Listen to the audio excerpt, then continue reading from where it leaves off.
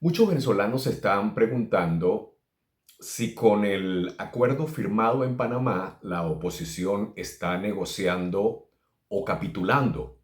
O hay quienes critican o tienen dudas sobre el manifiesto de Panamá, mientras que otros consideran que es una salida sensata a la crisis venezolana. La realidad es un poco más complicada y vamos a tratar hoy de explicar desde nuestro punto de vista en qué consiste ese manifiesto de Panamá. Soy Santiago Contreras, bienvenidos todos al informe de hoy. Hoy vamos a tratar de responder tres preguntas.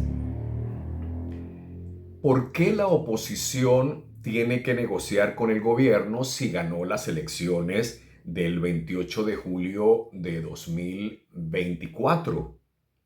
¿Qué cambia ahora con respecto a negociaciones anteriores y cuáles son los riesgos reales que corre la oposición con estas negociaciones que piensa emprender con el gobierno de Delcy Rodríguez? Bueno, hay que entender algo. En Venezuela, quien tiene más votos no siempre gobierna. Esa es una lección que todos aprendimos en estos últimos 2 años. El 28 de julio, Edmundo González ganó las elecciones presidenciales, según lo han documentado la Organización de Estados Americanos, el Centro Carter, gobiernos como el de Panamá y otras organizaciones que han validado internacionalmente lo que ocurrió en Venezuela en esos comicios. Pero Nicolás Maduro y el Consejo Nacional Electoral decidieron desconocer los resultados. ¿Por qué lo hicieron? Bueno, porque Maduro pues controlaba las armas, controlaba las Fuerzas Armadas, controlaba los servicios de inteligencia, controlaba los colectivos armados, controlaba el poder institucional, la asamblea, los tribunales, todo. La oposición, por su parte, tenía en ese momento mayoría de votos, pero Maduro tenía al juez y al policía y también tenía el fusil y eso es algo que no ha cambiado. Delcy Rodríguez también lo sigue teniendo. ¿De qué vale tener la razón si no tienes quien te la pueda proteger? Ahora, ¿qué haces en una situación así? Bueno, tienes dos opciones. La opción uno es ir a una confrontación armada, pero ¿cómo lo puede hacer un pueblo desarmado? Eh, y en cualquier caso, pues sería una guerra civil y habría muertos, destrucción total, un escenario en el que todos pierden, el escenario del caos, nadie lo quiere. La opción dos es la negociación política, pactar una transición pacífica, manejable, donde el país no se autodestruye.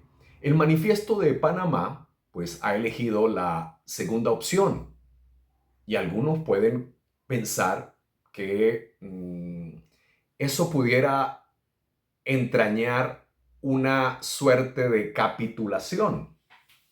No. Capitular sería reconocer que Maduro ganó el 28 de julio de 2024. Capitular es rendirse en los principios. Negociar es otra cosa, es decir, tienes el poder militar, yo tengo la legitimidad democrática, así que hablemos de cómo hacemos una transición del poder sin destruir el país, sin destruirnos todos. Son dos cosas entonces completamente distintas. Pero aquí está lo importante. ¿Por qué ahora? Bueno, porque las condiciones cambiaron después del 3 de enero, evidentemente.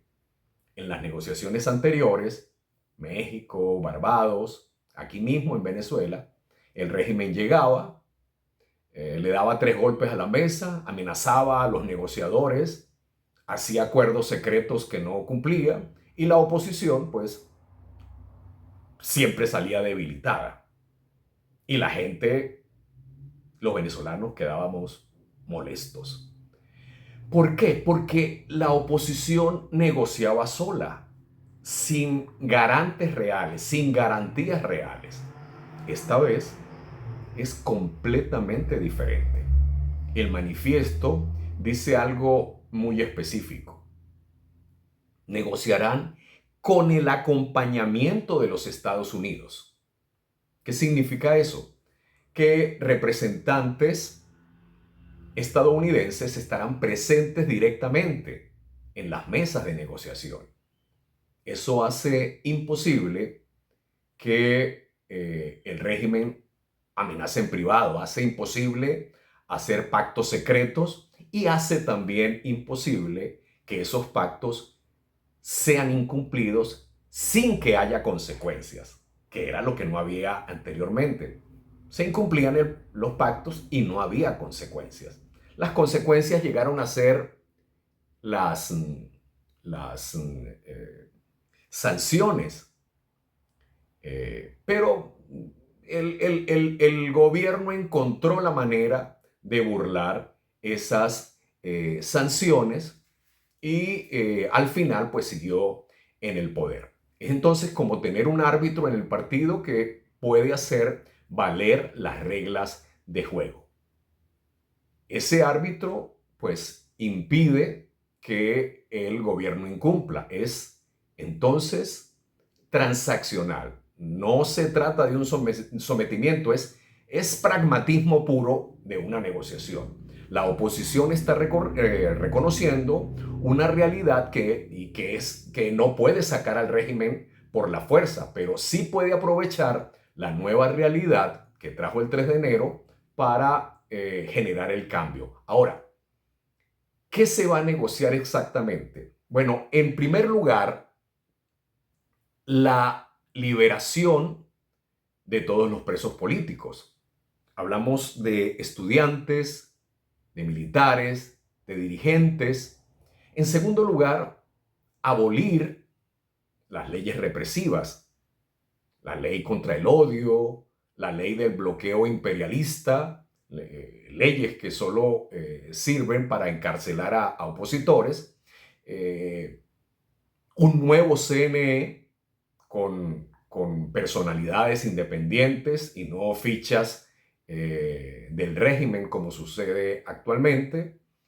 En cuarto lugar, un calendario electoral concreto sin las acostumbradas dilaciones y el montón de obstáculos que siempre el régimen impone a la oposición para participar.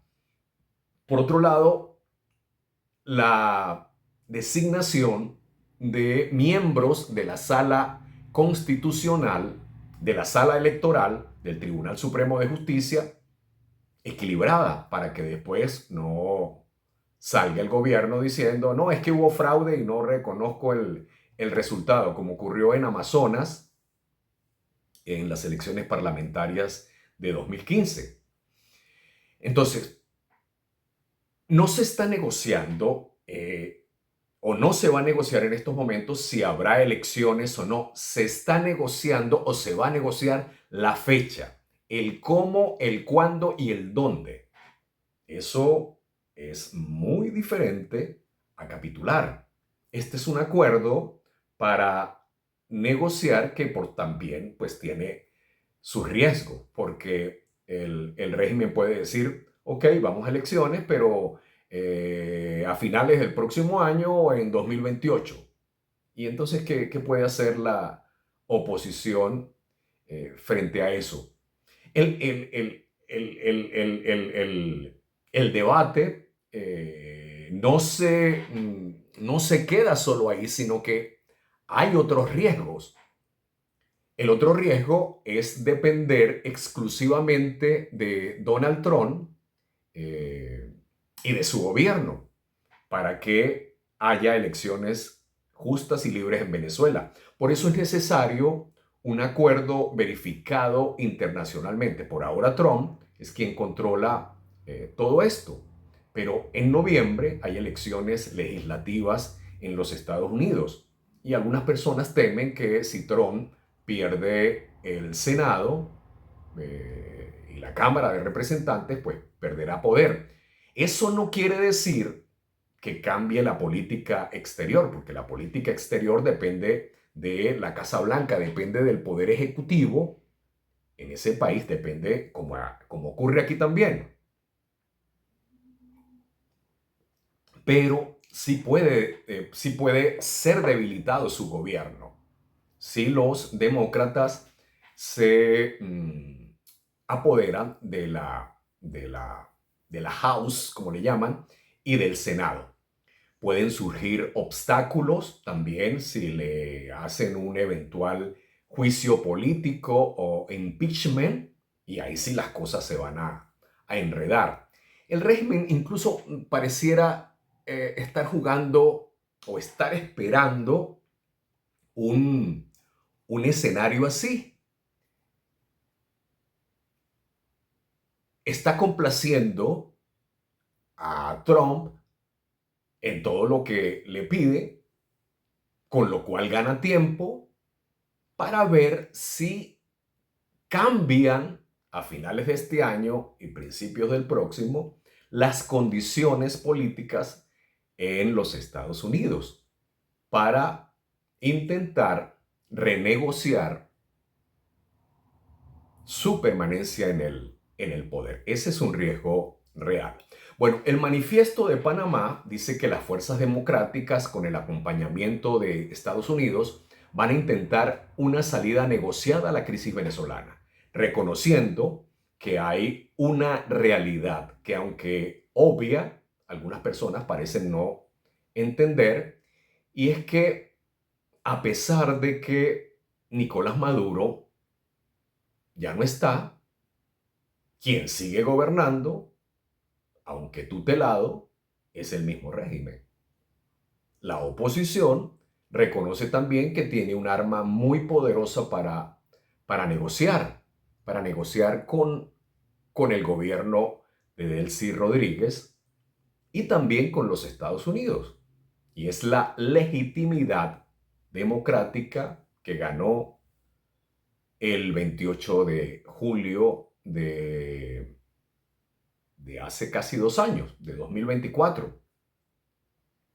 El reconocimiento internacional de María Corina Machado, Premio Nobel de la Paz 2025, y de Edmundo González. Y el capital político, por supuesto, que tiene la oposición, bueno, María Corina, en Venezuela e internacionalmente. Entonces, al decir María Corina Machado y la oposición que están dispuestos a sentarse a negociar con el gobierno, no están reconociendo la legitimidad del gobierno, no están diciendo que Maduro ganó el 28 de julio de 2024. Están sencillamente buscando una salida lógica a la crisis, tratando de apurar el proceso de transición para que no siga corriendo el tiempo y no haya nada, pues, no haya nada claro. Y mantiene al mismo tiempo la unidad, convoca a todas las fuerzas políticas, incluso al chavismo arrepentido, a la reconstrucción del país. Esto, a mi modo de ver, es lo que el manifiesto de Panamá propone. Así que si te pareció útil este análisis, suscríbete al canal y nos vemos entonces en el próximo video. Muchas gracias.